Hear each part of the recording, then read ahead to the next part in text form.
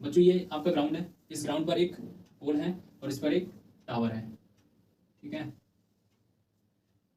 सीधी line बनो भाई, tower अपना टावर टेढ़ा हो जा रहा है भाई, ठीक है। अब ये कह रहा है कि आपके पोल के टॉप से टावर के टॉप पर एंगल ऑफ एलिवेशन हो रहा कितने डिग्री का हो रहा है बच्चों? 60 डिग्री का, ठीक है। क्वेश्चन को ध्यान से पढ़ो, समझो एक एक लाइन को, ठीक है।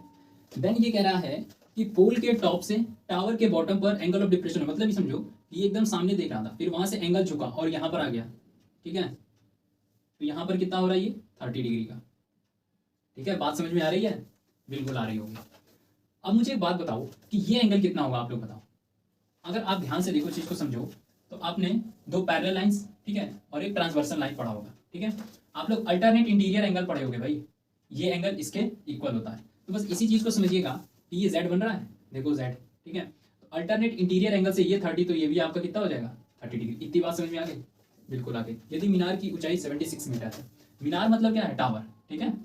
ये पूरी की पूरी आपको जो हाइट दी है 76, क्योंकि मैंने इसको सर्कल में नहीं लिखा, इसका मतलब ये रियल वैल्यू है। आपको फाइंड आउट क्या करनी है? खंबे की ऊंचाई मतलब पोल की हाइट आपको फाइंड करनी है, ठीक है। अब आप इस चीज को समझिएगा भाई। सबसे पहले अब इसको आप रफ कर दीजिए, इसकी जरूरत नहीं पड़ेगी, ठीक है। ये 30 कैसे आया? इसकी वहां यहाँ से, ठीक है, वर्टिकली अपोजिट एंगल से, नहीं अल्टरनेट इंटीरियर एंगल, ठीक है। वो चीज कहता हूँ, ध्यान दो कंसंट्रेशन पे, ठीक है। अब तो 1060 क्या होता है? 1060 होता है √3/1, ठीक है। नाउ 1030 लगाओ, 1/√3, 1/√3। अब तुम लोग मुझे एक बात बताओ, समझना, इसको अंदर लिखते हैं, ठीक है, क्योंकि हम लोग रेशियो को अंदर लिख रहे हैं।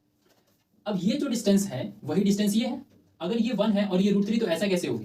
अगर ये 5 होगी तो ये भी 5, ये 10 होगी तो ये भी 10, तो हम इसको क्या करेंगे? इक्वल करेंगे, ठीक है। इसको हम √3 से मल्टीप्लाई कर देंगे, क्योंकि 1 और √3 एक साथ लिखे गए थे, तो इस 1 के साथ अगर √3 का मल्टीप्लाई हुआ तो इसके साथ भी √3 का मल्टीप्लाई होगा, ठीक है। इतनी बात समझ में आ गई?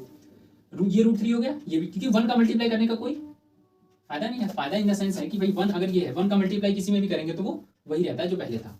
तो अब देखिए, ये √3 बन जा, √3 हो गया, ये 1 बन जा, 1 हो गया, ये √3 हो गया, और ये आपका 3 हो गया, ठीक है बच्चों। अब आप बताइए, ये 1 तो ये भी 1, ठीक है। 3 + 1 कितना हो गया? 4, और टोटल कितना दिया? 76। आपके हिसाब से टोटल ये हाइट कितनी है? 4, लेकिन वो कितना कह रहा है? 76, ठीक है।